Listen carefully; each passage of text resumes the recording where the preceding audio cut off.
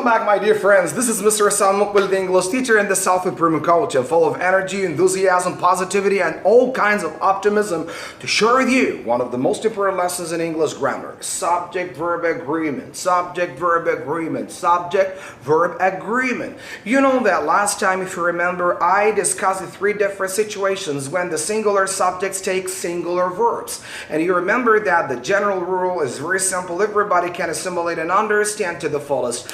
Singular subjects take singular verbs, plural subjects take plural verbs, and I told you that there are three different situations when the nouns take singular verbs. For example, number one, when there are a couple of singular subjects such as boy, girl, nephew, niece, engineer, professor, and so on and so forth. So when you see any singular subject, you must use a singular verb. Example, my professor has a lot of talents. My father wants a lot of things. My teacher wants to study English literature one more, and so on and so forth. The second situation, if you remember, we discussed the gerund, the ing form, when it comes at the beginning of the sentence, when I say studying, engineering, swimming, analyzing, suggesting, and so on and so forth. Now here, in case we have a singular subject, we must use a singular verb because the gerund, the ing form, when it comes at the beginning of the sentence, it's a singular subject and it always takes a singular verb. Example, studying English requires a lot of diligent work.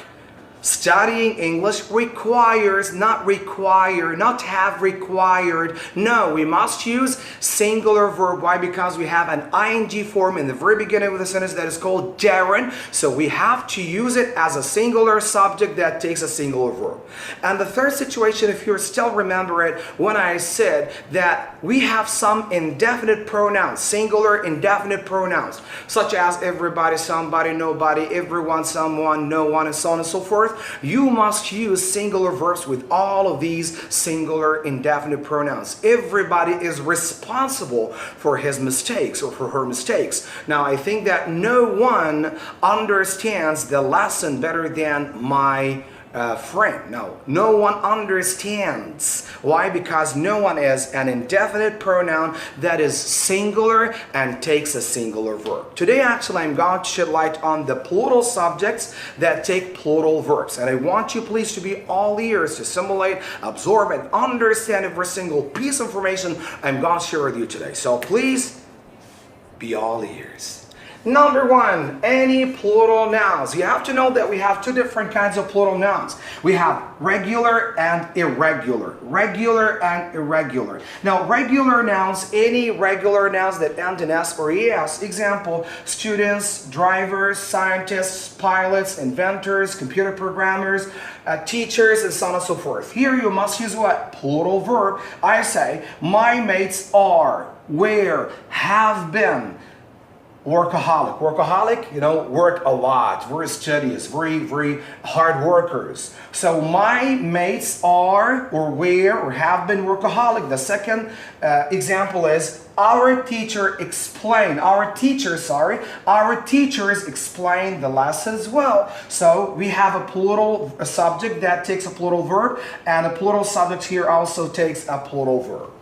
Now, the irregular pronouns, and I know that a lot of second language learners misuse the irregular plural nouns. For example, we say child, children, not child, childs, or childs. No, we say child, children, man, men, women, women, ox, oxen, mouse, mice. So please try to memorize these words so that you can make them as your second nature. So everything requires practice, and then after that it will be like an automatic process. Example, these children are, were, or have been amazing. So these children are. We don't say these children is or these children was. Impossible. Number two, those mice scare me. Again, now mice here is a plural subject that takes a plural verb. Scare, not scares. Or those mice have scared me. Have scared me. Why? Because mice here is a plural subject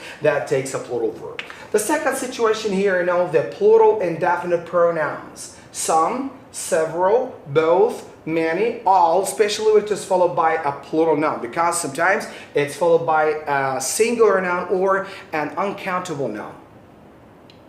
Example, some students are creative. Some students are creative. So here we have students are creative. And why? Because we have some. And definitely some is followed by a plural subject. Both of you have the same mistakes. So both have, not both has. And finally, many hands make light work.